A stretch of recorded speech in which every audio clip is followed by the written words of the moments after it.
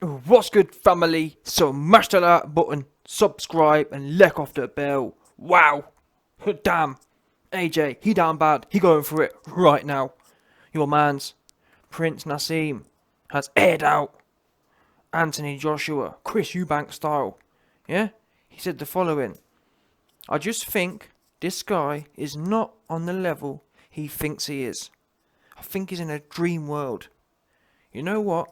I know this sounds terrible, but I think he should finish. Now, when I first heard them words, I thought, listen, NASEEM, you rolled over in your first half. Well, not tell a lie, it wasn't really your first decent fight.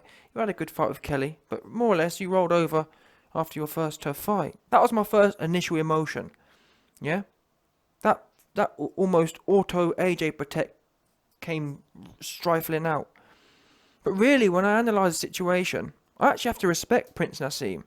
He didn't tell no lies, did he? He admitted when he didn't have to fight no more. And to be honest, I actually, before making this video, to make sure what I was saying was accurate, I went back and watched Prince NASEEM versus Barrera, which was the fight he retired after.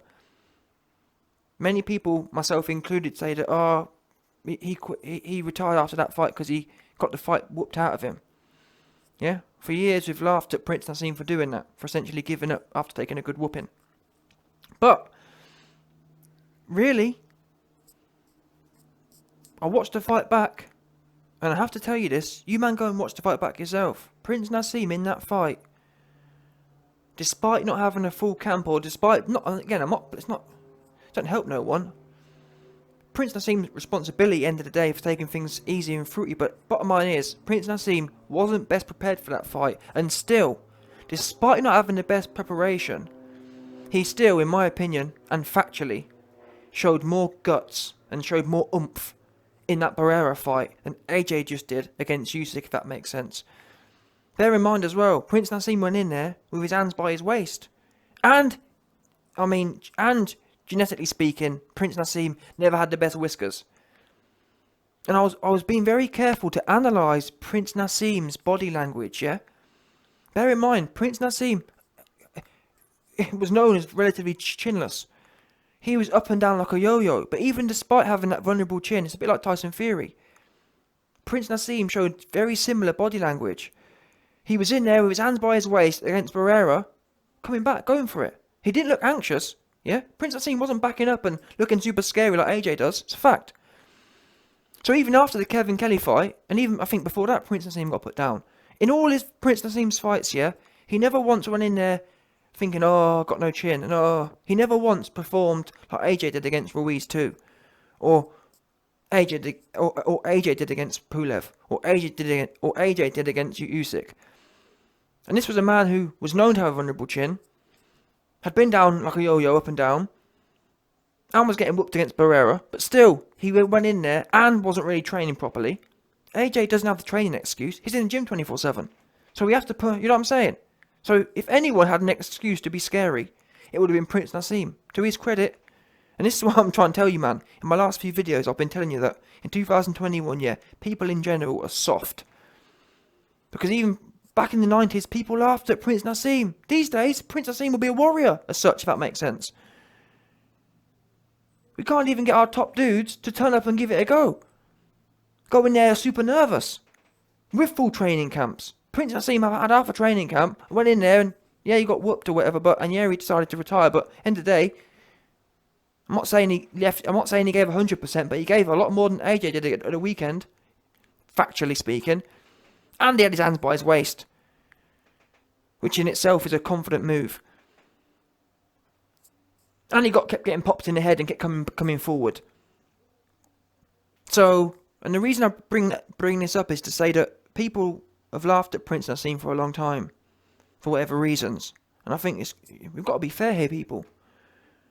We can't laugh at one person and not give it all out equally. I've rode Tyson Fury. I've rode Deontay Wilder. What we can do? See someone give no heart, give no oomph, not dig deep, be super scared to get touched once against a cruiserweight. And what you want me to do? People tell me, oh, IB, but at least he fought a good fight. At least he fought a good fighter. What do you want a medal? You got paid $40 million. I don't want to hear. At least he fought him. I'm not taking that. If you get paid $40 million, I've told you before, if you get paid $40 million, you should be given 95%, 99%. Really, you should be given 110% every opportunity. Because that there, I'll tell you what, someone pays me $40 million, I'd feel guilty going in there and just going through the motions. I would. Simple as that. I'd feel like I robbed a bank. I'd feel like I was riding a gravy train. Going in there and treating it like a sparring session. It was great to get 12 rounds under my belt, and fans need to appreciate the hard work I've put in. Wow. Imagine that. Gassing the fans up. My man AJ had William Hill on his pants. Gassed us all up about the KO.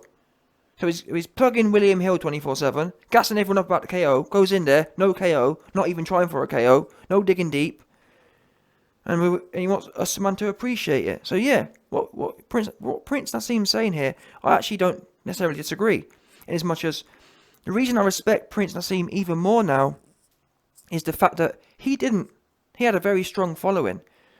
He didn't string his fans along though. When he realised he didn't really have that fire burning in him, he thought, you know what, let me do myself a favour, let me do my fans a favour and just retire. Yeah?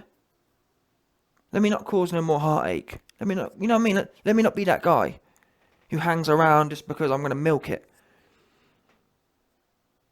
Yeah? And like I said, even in Prince Naseem's last fight, he wasn't as scared to get hit as AJ was. And I even say he wasn't scared to get hit. His hands was by his waist, coming forward. He was actually present a lot of that fight. He was actually the one kind of going in there and looking to work. And Prince Naseem really was never the kind of known as the aggressive fighter AJ was, if that makes sense.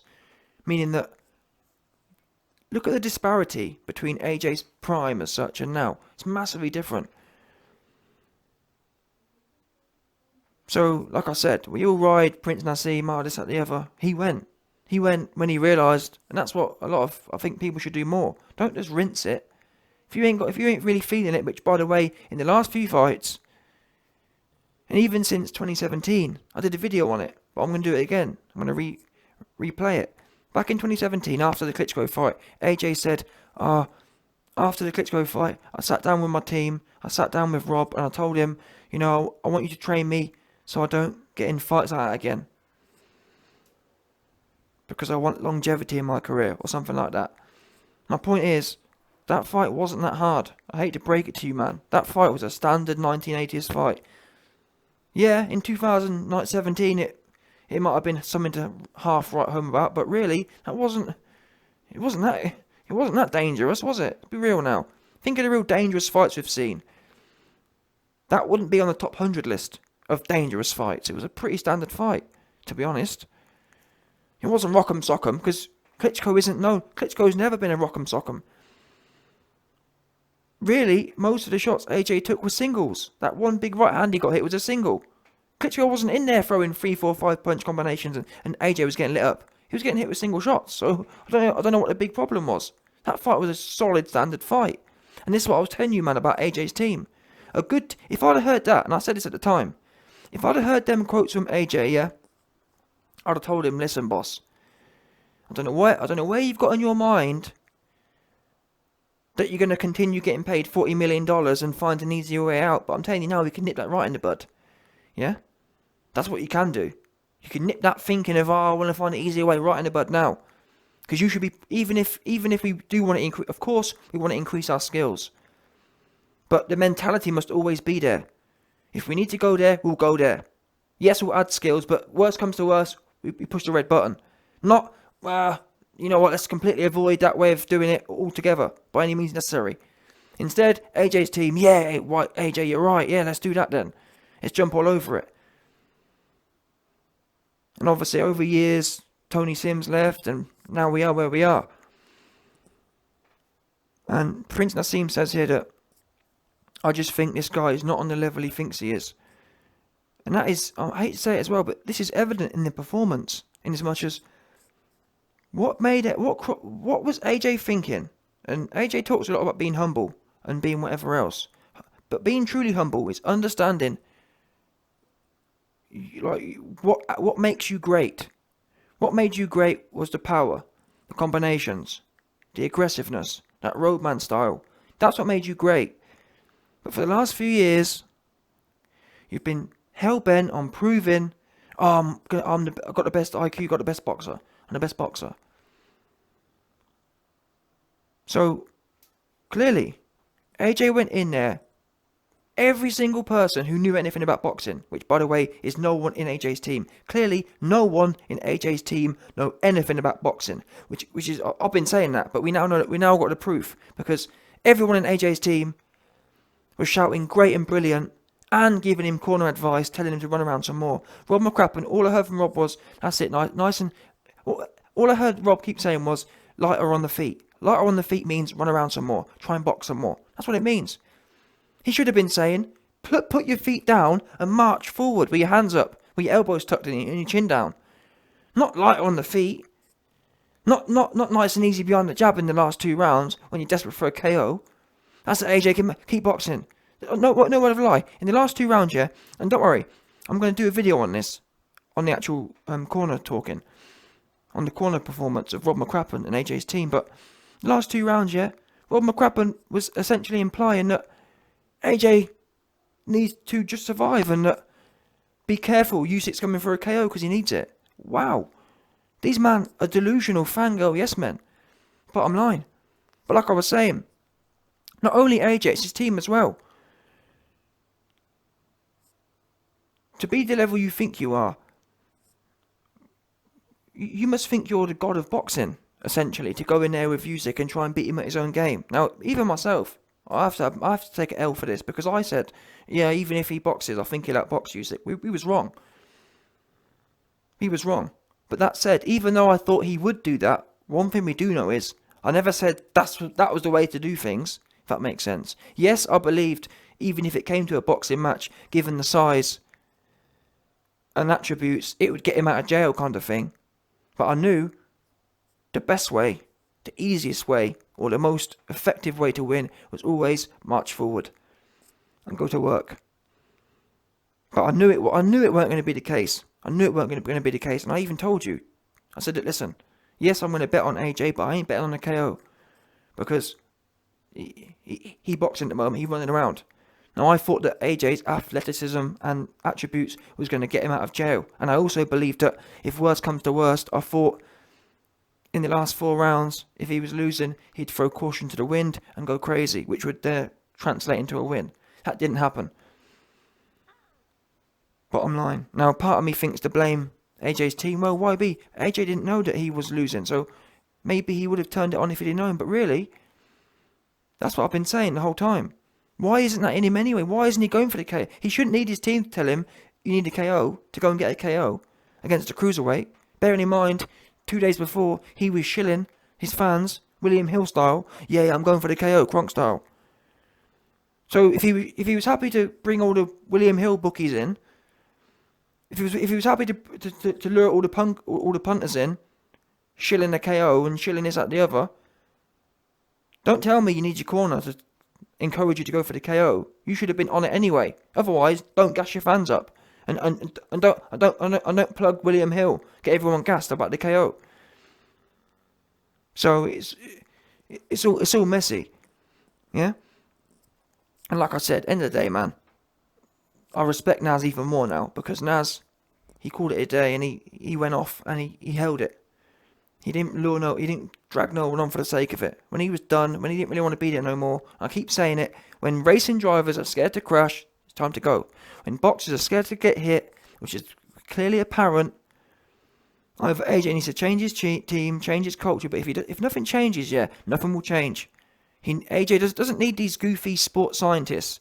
He doesn't need these goofy sports psychologists. He needs an old school trainer as such.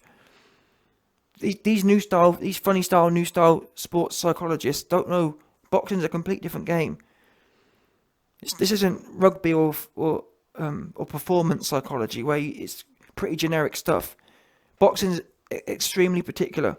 You need one of them old heads like Cuss, who invests hours and hours with Mike, developing that warrior, that general mentality. Now AJ talks about, oh yeah, Rob McCrappen, he's a general. He's a muppet, AJ. He's a complete mupp. I'm not sure what's going on there. I'm not sure if he's your cabal handler or something. That's what I'm thinking now, truth be known. I think McCrappen is the cabal handler, truth be known. Because it don't make no sense. Yeah? McCrappen, in my opinion, is the MK Ultra handler, 100%. That's the only thing that I can't... Because it's a whole completely goofy situation that's going on there. Makes no sense. Rob has no clue what he's doing. Don't have no clue. No clue. People keep blaming Job from the Bible and Fernando Alonso, but Rob was just as bad. Rob didn't do nothing different, and Rob's meant to be the gaffer. Oh, Rob was a gaffer. Rob was useless with Carl Froch as well. Bottom line, Carl Froch only got where he got to because of his attributes, his good chin and his grit. That's it. Rob, the crazy thing is, Carl Froch himself even said, well, yeah, I'd often hear advice from Rob, but I thought, F it, let me just go to town. Because they knew he didn't got a clue what he's talking about. I don't know what he's doing there. I don't know how he has that position. It's really quite weird. But again, I think he's working in the cabal, bottom line. He must be quite high up in the cabal, 100%. And I've heard that, allegedly, Eddie Hearn and Rob, they're all kind of connected. It's all kind of in-house, one of them ones. I've heard they've all got his wives with his... one of them ones there. I've heard that Rob's all in the family and that. That's why he never goes nowhere. And it's a bit like the Matchroom gym. The Matchroom had a gym, yeah? I'm pretty sure Rob used to be there with Tony Sims or something. So again, it's all in-house. It's all incestuous. Which is why no one can get their nuts out and make the jump. And all I'm saying here is, people, or AJ, if I was you right now, I don't disagree with what he's saying. Save your fans, save everyone else the heartache. If you ain't gonna... It's all well and good... The thing is, what AJ don't get, it's not about training. Running in the wrong direction more. Yeah, we don't worry. We just need to follow some more of the process. We don't need to go back to the drawing board. We just need to follow the process some more. If you think that's what it is, retire now. Retire now. Don't waste no one else's time. That's not the problem. Doing more of the same wrong stuff isn't it. I've got more videos coming soon, which I'm going to replay. AJ in his training camp was dancing around the place. There's no footage yet of AJ in camp, elbows in, chin down, marching forward. There's no evidence of it. Apart from when I made a video about it, and then about 2 days later he came out and posted a picture in the pocket with his elbows in, or with his guard up. But the thing is, rather than reply to my video, yeah, and put a picture out, the proof's in the pudding. Yeah, that picture, where was that picture? You know what I'm saying? It's no good replying to the YB and, I am in the pocket. Well, you wasn't, because... Where was all that then? Where was all the inside stuff? If Rob McCrappen and AJ's team were doing the inside stuff, where was it? Oops. Nowhere. There wasn't 1 minute in that fight where AJ dug in and put his elbows in and stepped forward. Not 1 minute. Which makes perfect sense, because all the evidence from training camp was dancing around. As I pointed out. But everyone tried to tell me, YB, you got it wrong, AJ's boxing IQ, you see. YB, Rob McCrappen's the gaffer, YB. Oh, YB, you don't know anything about boxing, YB. I do, because I know that Rob McCrappen's the gaffer and AJ's IQ and... Oops. Yeah? Oops. Well, the funny thing is, all that man there, all of a sudden, everyone now banging the drum. Oh, YB, we need to get rid of Rob. Too late now, though, isn't it? He's been washed twice. I could have stopped all of this. I was saying this back in 2017. 2018, rather, after Tony Sims left. And it all started falling apart, truth be known. But anyway, listen. These words from Nas, I think that's the problem, you see. In the world today, everyone wants to kind of, no one wants to get to the point. Sometimes you got to be, and that's why I'm doing it, because no one else wants to do it. What you'll notice is, for the last year, I've been saying the same thing. AJ's team need to go. AJ's team are moist. And for most people, no one was really on a bandwagon with that. Yeah? Now all of a sudden, everyone's on a bandwagon if Rob needs to leave. I'm already one step ahead of you. We need to get past that point. It's too late now. It's too late. AJ needs to be at that point, yeah, where he seriously needs to be considering retirement. Because where I'm coming from a place of, do you want to be known as the greatest or not? What pursuit are you on? Because at the moment, it sounded like you're on a pursuit of money and, money and I'll just go through the motions and training and trying to compete. Me, in my mind, I'm I'm coming from a point of view of the greatest. Do you want to be the greatest or not? If you don't, retire. If you do, make the changes. That's where I'm coming from. I'm under no illusions AJ can go in there and go through the motions and win some and lose some. But that's not the path I thought he wanted to be on. So maybe that's what needs to happen. Come out and be clear with the fans. Truth is, fans, I'm just fixing to go through the motions and milk the gravy train some more. And to be honest, actions speak louder than words. We're going to find out. If AJ makes no changes and goes in there and rolls over against Usyk again, then we know he's finished. And in my book, he'll be as good as retired. Yeah? Because apart from to make some change off YouTube, I won't be talking about him no more. Certainly not in a positive light. If he goes in there and don't make no changes in the camp and just rolls over. And I want to hear, that's the thing, notice the narrative now. The narrative's changing. Eddie Hearn and that lot. Number one, it's, don't worry, we can still make big fights without the belts. That's the first thing. It's a massive red flag. Why are we accepting that? It should be, it's shit or bust here. We're not even thinking about no belts. We're getting the belts back and we're going to go in there and we're going to go 110%. It's going to be as simple as that. I mean, even AJ was saying, what, you don't think the Wilder fight's a big fight without no belts? Why's that in your head? Because your team's soft, that's why. And your mentality's soft right now. That's why you was in there kissing and hugging and taking pictures of Usyk. That wouldn't happen. When all these great fighters lost, the last thing they was doing, when Ali beat Foreman, do you think Foreman was in there all in the video with Ali? No. He was big mad, and rightfully so. This whole funny style Anthony Mandela thing is played out. It's soft. And I let it slide. People said, he can turn it on. Well, he can't. So it's played out, like I said. Bottom line. And the other beta narrative they're spinning is the whole, don't worry, if he loses, it's only lost to a all-time great anyway. What is this whole fascination with setting the scene ready? If he loses, we can still make big fights. If he loses, don't worry, it's only pound for pound GOAT. Where's the refuse to lose? Where's the we ain't losing? Haven't even thought about no belts. Haven't even thought about losing to an all-time great. We messed up, or whatever. We're going to make massive changes, and this guy is getting his wig pushed back. I don't want to take no photos with him, with his goofy-looking ass. Yeah? No photos, no nothing. Gully ting. Oh, not AJ. Yeah. Mr. Mandela. Yeah?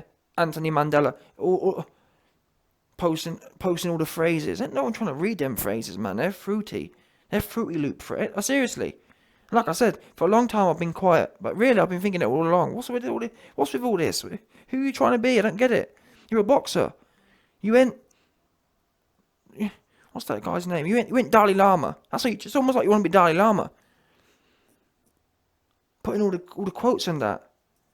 Go in there and get your job done. It's not that simple. It's not that hard. All he's doing is all this extra stuff. Trying to be some Dalai Lama don. Yeah?